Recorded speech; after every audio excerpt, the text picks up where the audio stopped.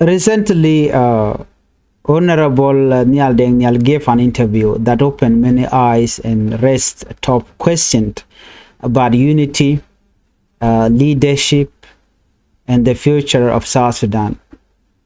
After watching that interview, many people began speaking openly about the truth, the pain, the division, and the injustice faced by our people.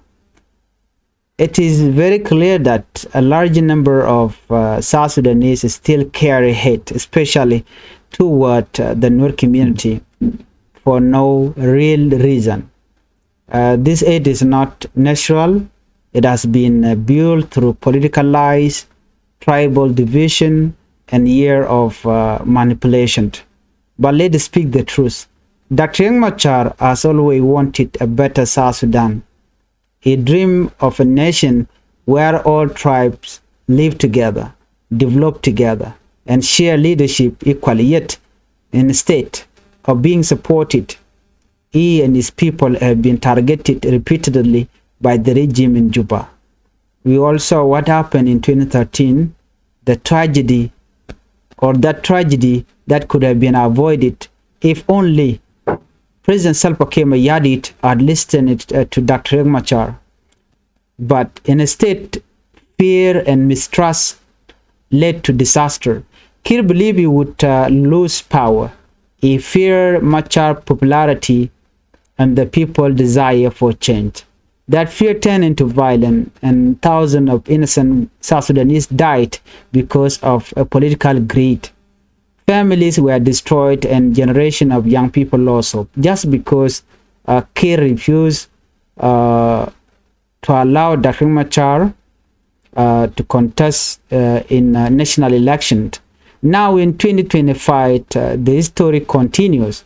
The ongoing trial of Dr. Machar is not about justice. It is about politics. It is about controlling power before the 2026 election.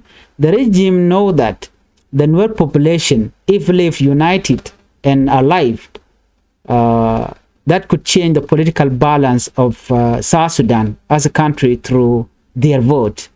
So what is the plan?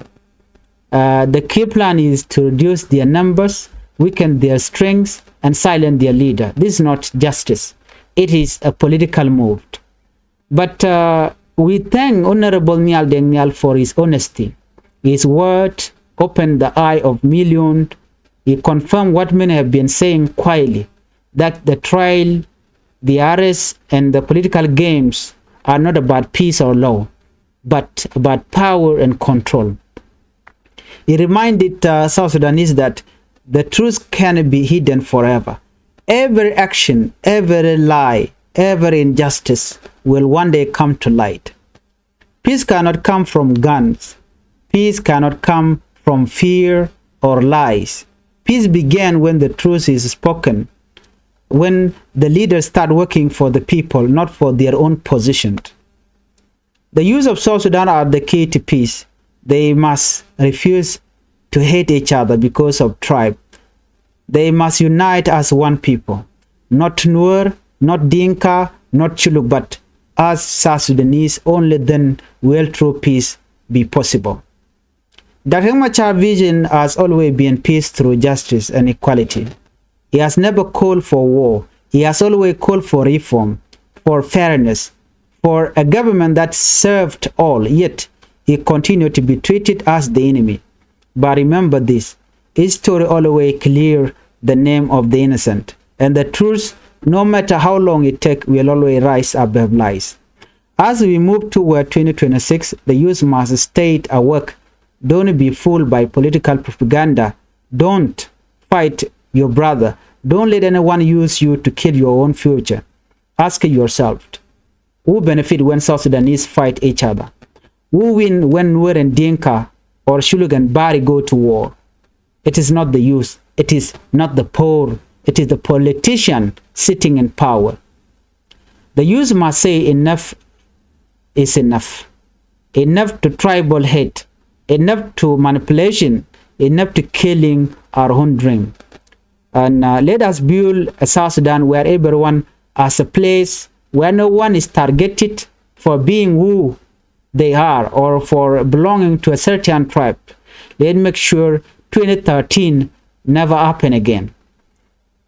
Dr. Machar once said, peace is not given, it is built.